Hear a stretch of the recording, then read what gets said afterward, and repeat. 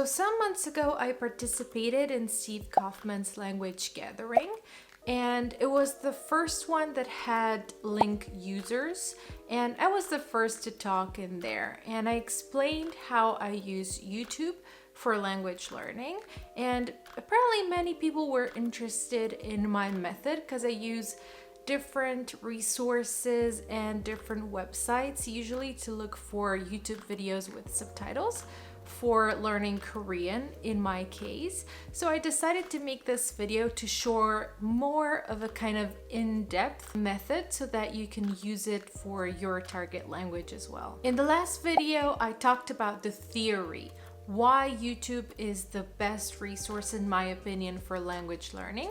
So right now I'm gonna show you what I do in practice to find good YouTube videos that are at my current level in Korean. Also, if you're learning Korean like myself, make sure to stick to the end of the video because I'll be sharing some special tips for you. But before we start, here are the requirements for a good YouTube video to study on. First of all, the video needs to be in line with your interests because the more interested you are in what you're watching, the more motivated you are to understand. Secondly, the YouTube video needs to have subtitles. Now, I don't mean the embedded subtitles that you see on a YouTube video. It needs to have the CC, closed captions subtitles on in your target language. It can be in English and your target language, and that is perfect if you're still a beginner to intermediate. But if you're in an intermediate, upper intermediate, advanced stage, you're good to go with just the target language CC subtitles.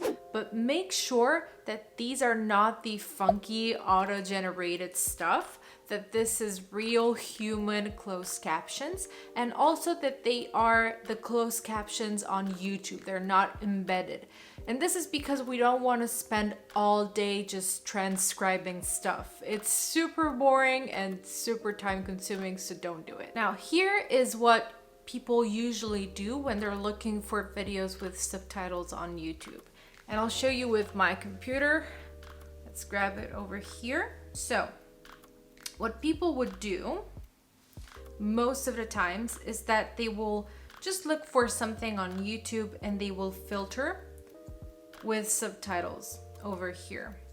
Now, this has two disadvantages. The first disadvantage is that it's inefficient, and the second disadvantage is that it's time consuming. It's inefficient because when you filter for subtitles, YouTube is gonna show you all the YouTube videos that have CC subtitles in them, but it doesn't specify the language. So let's say that I'm looking for a vlog in Korean and I wanna look for all videos with Korean subtitles. Now, what people would usually do again is they filter for subtitles, click on each individual video, and then go to the little icon here and look for the subtitles. But guess what? No Korean. You have Chinese, Japanese, English, Russian, whatever. So you go back, look for another video, look for subtitles, go through all of this, no Korean, back, and this is how you go. So you can see that by doing this, you could stay here practically all day. So a better way to look for subtitled videos, at least in Korean, is to use a website that I've discovered a few months ago, and it's called the Korean Zero to Hero website. Now, this website is basically a dictionary with a YouTube search attached to it. And you can see you have it in Danish, Arabic, Finnish, French, German, whatever. It's in a bunch of languages, so you can use it practically for any target language you're studying. So how this website works is that you basically look up words, and in this case, you're better off looking something more generic like love, thinking, thought, stuff like that, rather than going too specifically. And the dictionary will show a bunch of stuff. Let me just show you an example with thought. So let's look for thought. And you can see that it has, images. Now it's loading, so it's not showing, but collocations, sentences, and here's a bunch of videos. Now, the way this is quicker than a YouTube search is because just by clicking on the video, it'll tell you if the video has closed captions in Korean or not. So in this case, you see this video, it says, sorry, this YouTube video does not have Korean closed captions. So it basically tells you that it doesn't have closed captions in Korean, and this saves you time from manually going into the video, clicking the gear icon, waiting for all subtitles, looking for Korean and not finding it. So I feel like this is a faster way to look up stuff. Now let's look up this video. And you see that it has pulled up the Korean subtitles, and it also pulls up an English translation. So that is extremely cool. And the cool thing about this also is that these are all timestamps.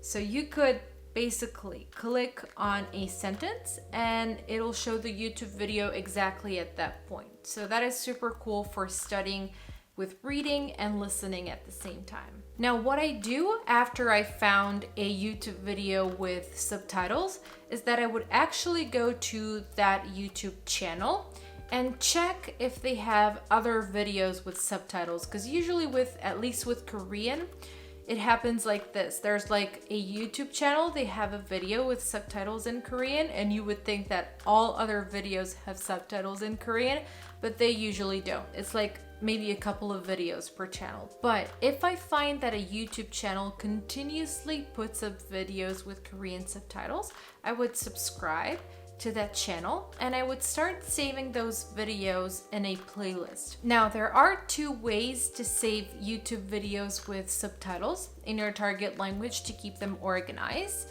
The way I do it is I usually have a playlist dedicated to a specific language, and every time I stumble upon a good video with subtitles, I would save it to that playlist. I also know that other people like to have different YouTube accounts dedicated to each language. So they might have a YouTube account saved for Korean, another for English, another for Japanese, etc. That depends how much of a control freak you are.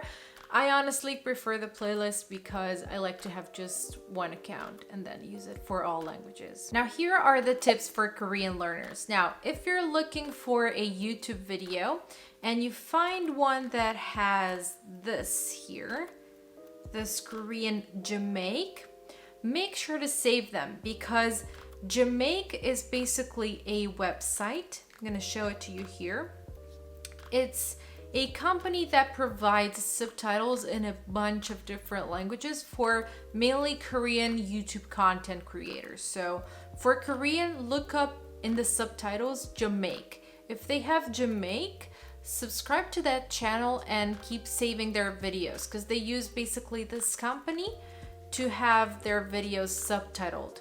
So this is super useful for Korean because the subtitles are extremely good and you always have the English translation. Also, to jumpstart your Korean learning on YouTube, I decided to put up a list in a Google Docs format of all the channel recommendations here on YouTube. In the document, you'll see a list of different topics with all the links to the YouTube channel recommendations. So if you like this video, make sure to drop a like and subscribe to see more content like this.